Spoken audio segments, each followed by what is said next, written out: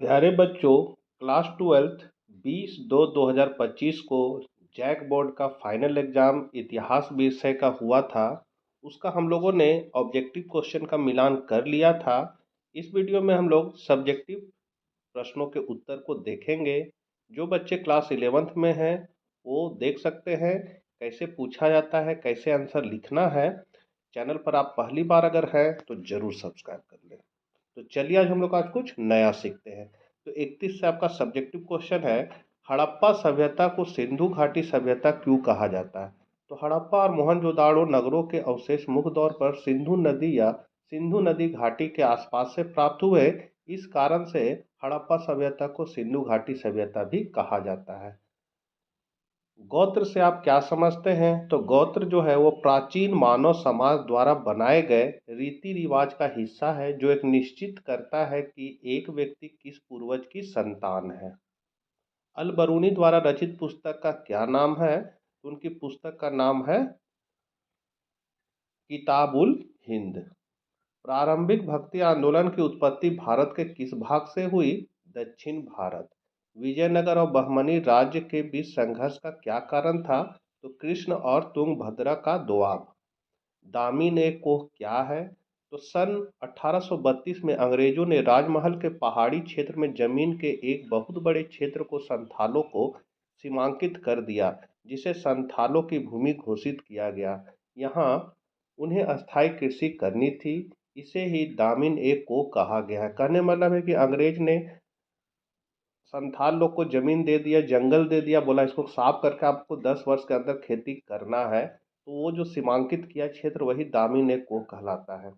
भारत छोड़ो आंदोलन की शुरुआत कब और कहां से हुई? तो भारत छोड़ो आंदोलन की शुरुआत 8 अगस्त 1942 को मुंबई के ग्वालियर टैंक मैदान में हुई थी। इस आंदोलन का नेतृत्व महात्मा गांधी ने किया था। उद्देश्य प्रस्ताव कब और किसने प्रस्तुत किया? तो पंडित जवाहरलाल नेहरू ने 13 दिसंबर 1946 को संविधान सभा में उद्देश्य प्रस्ताव पेश किया था। इसे 22 जनवरी 1947 को सर्वसम्मति से स्वीकार कर लिया गया था।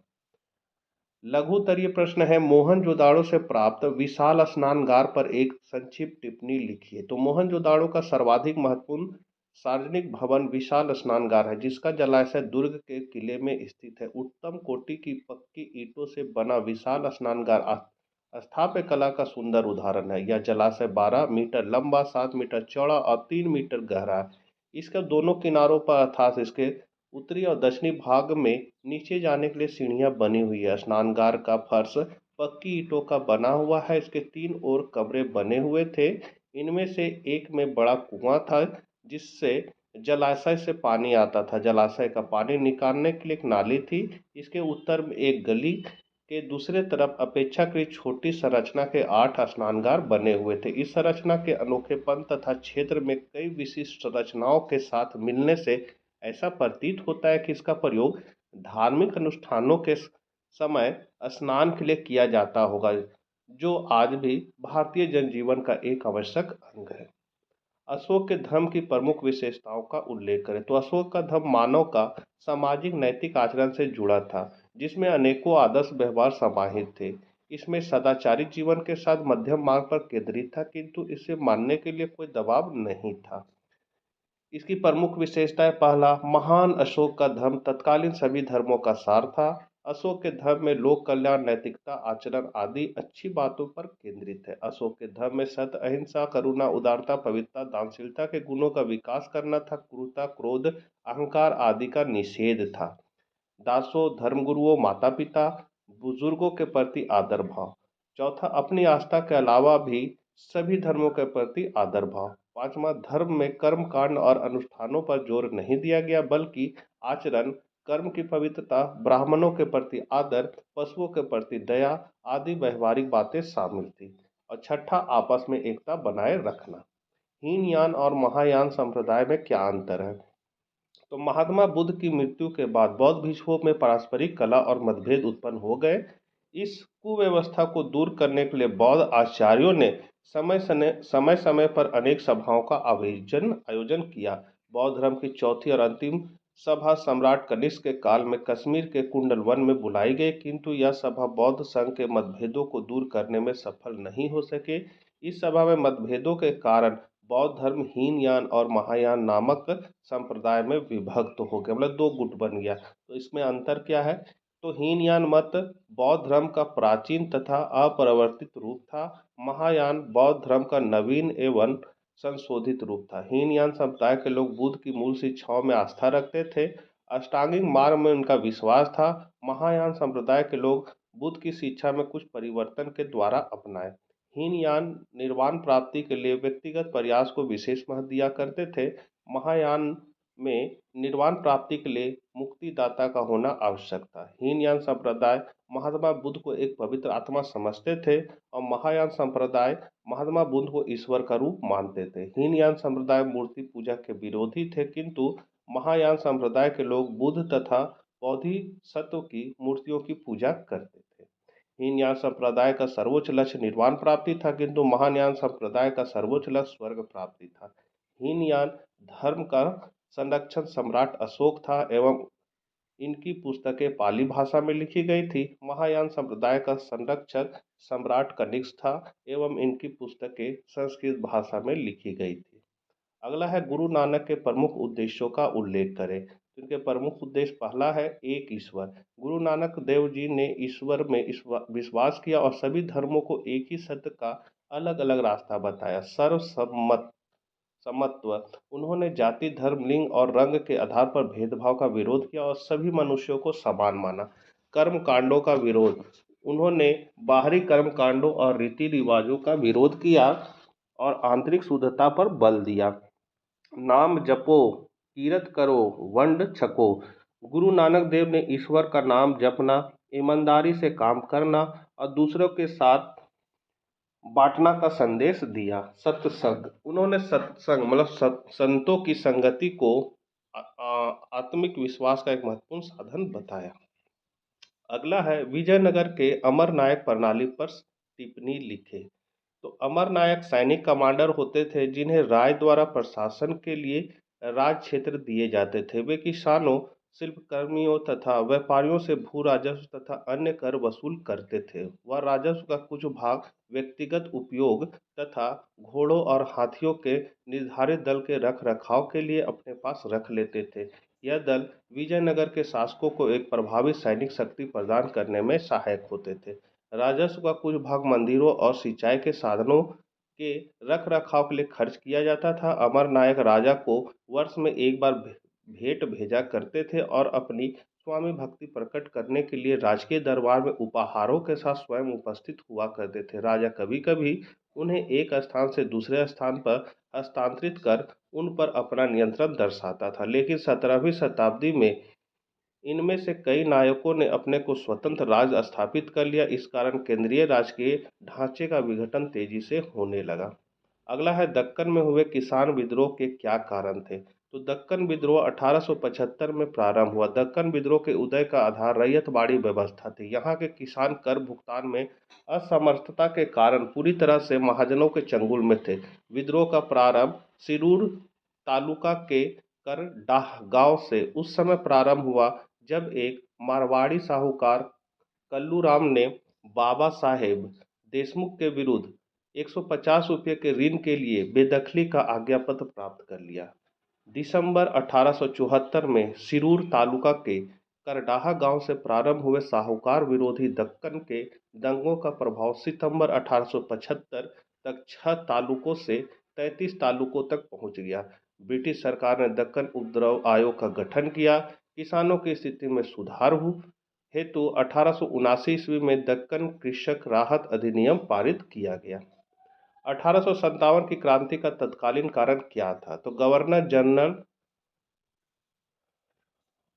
हार्डिंग ने सैनिकों के हथियारों में परिवर्तन लाने का प्रयास किया। 1856 ईस्वी में उसने सैनिकों की पुरानी बंदूक ब्राउन बेस के स्थान पर एनफील्ड राइफल नामक नई बंदूकें देने का निश्चय किया। इन राइफलों का प्रयोग करने के लिए कारतूसों को राइफल में भरने से पूर्व मुंह से खोलना पड़ता था। जनवरी 1857 ईस्वी में बंगाल के बैरकपुर छावनी में यह समाचार फैल गए कि इस कारतूसों में गाय और सुअर की चर्बी लगी हुई थी। जिससे हिंदू और मुस्लिम सैनिकों में आक्रोश उत्पन्न हो गया। 29 मार्च 1857 ईस्वी को मंगल पांडे नामक एक ब्राह्मण ने बैरकपुर छावनी में अपने अफसरों के विरुद्ध विद्रोह कर दिया। इस प्रकार चर्बी वाले कारतूस 1857 के विद्रोह का तत्कालीन कारण बना। सविनय अवज्ञा आंदोलन क्या है? तो गांधी जी सरकार पर दबाव बनाने के उद्देश्य से दांडी यात्रा के द्वारा सविनय अवज्ञा आंदोलन की शुरुआत की। यह 1930 से 1934 ईस्वी तक चला। सविनय अवज्ञा आंदोलन गांधीवादी प्रतिरोध का एक रूप था। सविनय अवज्ञा से गांधी जी का अभिप्राय ब्रिटिश कानूनों का विनम्रता पूर्वक शांति से अवज्ञा करना था, उनके आदेशों की अवहेलना करना था। उन्होंने सविनय अवज्ञा आंदोलन का प्रारंभ दांडी के समुद्र तट पर एक मुट्ठी नमक बनाकर कानून का उल्लंघन किया। यहाँ से आपका दीर्घ उत्तरीय प्रश्न है, हड़प्पा सभ्यता की प्रमुख विशेषताओं का वर्णन करें। तो हड़प्पा संस्कृति की सर्व प्रमुख विशेषता इसका नगर नियोजन है। हड़प्पा एवं मोहनजोदाड़ो की खुदाई में पूर्व तथा पश्चिम में दो टीले मिलते हैं। पूर्वी टीले पर नगर तथा पश्चिमी टीले पर दुर्ग स्थित था। दुर्ग में संभवतः शासक वर्ग के लोग रहते थे। प्रत्येक नगर में दुर्ग के बाहर निचले स्तर पर ईंटों के मकानों वाला नगर बसा था, जहां समान लोग रहते थे। अब इसकी विशेषता है, पहला सड़क व्यवस्था। तो मोहनजोदाड़ो की एक प्रमुख विशेषता उनकी सड़कों की थी। यहाँ की मुख्य सड़क 9.15 मीटर चौड़ी थी, जिसे पुराविदों ने राजपथ कहा है। अन्य सड़कों की चौड़ाई 2.75 से 3.66 मीटर तक थी। जाल पद्धति के आधार पर नगर नियोजन होने के कारण सड़कें एक दूसरे को समकोण पर काटती थी, जिनसे नगर कई खंडों में विभक्त हो गया था। इस पद्धति को ऑक्सफोर्ड सर्कस का नाम दिया गया है। दूसरा है जल निकासी प्रणाली। तो मोहनजोदाड़ो के नगर नियोजन की एक और प्रमुख विशेषता यहाँ की प्रभावशाली जल निकासी प्रणाली थी। यहाँ के अधिकांश भवनों में निजी कुएं व स्नानगार होते थे। भवन, कमरों, रसोई, स्नानगार, शौचालय आदि सभी का पानी भवन की छोटी छोटी नालियों से निकलकर गली की नाली में आता था। गली की नाली को मुख्य सड़क के दोनों ओर बनी पक्की नालियों से जोड़ा गया था। मुख्य सड़क के दोनों ओर बनी नालियों को पत्थरों अथवा शिलाओं द्वारा ढक दिया जाता है। नालियों की सफाई एवं कूड़ा करकट को निकालने के लिए बीच बीच में नरमोखे मतलब मेन होल भी बनाए गए थे। नालियों की इस तरह की अद्भुत विशेषता किसी अन्य समकालीन नगर में देखने को नहीं मिलती है। तीसरा है स्नानगार। तो मोहनजोदाड़ो का एक प्रमुख सार्वजनिक स्थल है। यहाँ के विशाल दुर्ग में स्थित विशाल स्नानगार यह 39 फुट लंबा, 23 फुट चौड़ा और 8 फुट गहरा है। इसमें उतरने के लिए उत्तर एवं दक्षिण की ओर सीढ़ियां बनी है। स्नानगार का फर्श पक्की ईंटों से बना है। संभवतः इस विशाल स्नानगार का उपयोग अनुष्ठानिक स्नान हेतु होता होगा। स्नानगार से जल के निकासी की भी व्यवस्था थी। यह स्नानगार उन्नत तकनीक का परिचायक है। मार्शल महोदय ने इसी कारण इसे तत्कालीन विश्व का आश्चर्यजनक निर्माण बताया है। अन्नगार। तो मोहनजोदाड़ो में भी 45.72 मीटर लंबा एवं 22.86 मीटर चौड़ा एक अन्नगार मिला है। हड़प्पा के दुर्ग में भी 12 धान्य कोठार खोजे गए। ये दो कतारों में छह छह की संख्या में थे। ये धान्य कोठार ईंटों के चबूतरों पर हैं एवं प्रत्येक का आकार 15.23 मीटर गुने 6.09 मीटर है। ईंट।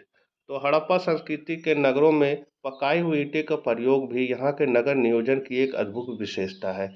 ईंट चतुर्भुजाकार होती थी। मोहनजोदाड़ो से प्राप्त सबसे बड़ी ईंटों का आकार 51.43 गुने 26.27 गुने 6.35 सेंटीमीटर है। समानता 27.94 गुने 13.97 गुने 6.35 सेंटीमीटर की ईंटें प्रयुक्त हुई है। 48 है, महात्मा बुद्ध की जीवनी और उपदेशों का वर्णन करें। तो बच्चों इसको थोड़ा हम बढ़ा दे रहे हैं, आप लोग इसका आंसर देख सकते हैं। ये जो आंसर है वो JCRT द्वारा निकाला गया क्वेश्चन बैंक से ही लिया गया है। अगर आप लोगों ने क्वेश्चन बैंक पढ़ा होगा तो सेम यही आंसर आपको उसमें मिलेगा, उसी से मैंने ये बनाया है। महात्मा बुद्ध की शिक्षाएं हैं। बौद्ध धर्म के 4 आर्य सत्य को बताया गया है। दुख, दुख समुदाय, दुख निरोध, दुख निरोधक मार्ग। अष्टांगिक मार्ग का उल्लेख है, जिसमें सभ्यक दृष्टि, सभ्यक वाणी, सभ्यक संकल्प संकल्प और सभ्यक कर्म के बारे में बताया गया है। फिर है सभ्यक अजीव, सभ्यक व्यायाम, सभ्यक स्मृति, सभ्यक समाधि। 39 है, विजयनगर के शासक कृष्णदेव राय की उपलब्धियों के बारे में लिखे। तो उनकी उपलब्धि को आप पॉइंट बना बना के यहाँ बताए हैं ताकि आपका नंबर अच्छा आए। तो इसको आप लोग देख लीजिए, उतार लीजिए। सभी आंसर जो है वो प्रमाणिक है। 50 है, अस्थाई बंदोबस्त से आप क्या समझते हैं, इसकी प्रमुख विशेषता बताएं। तो अस्थाई बंदोबस्त जो है 1793 में बंगाल के तत्कालीन गवर्नर जनरल लॉर्ड कॉर्नवालिस ने शुरू की थी। इसको इस्तेमारी व्यवस्था के नाम से भी जाना जाता है। इसकी विशेषता क्या है, तो आप देख सकते हैं पॉइंट बाय पॉइंट बना के लिख दिए हैं।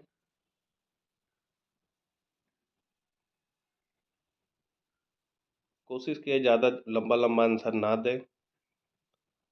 51 है, 1857 के विद्रोह के प्रमुख कारणों का उल्लेख करें। तो प्रमुख कारण आप देख सकते हैं 1847 का जो विद्रोह था वो सिपाही विद्रोह के रूप में जाना जाता है। मंगल पांडे से इसकी शुरुआत हुई थी।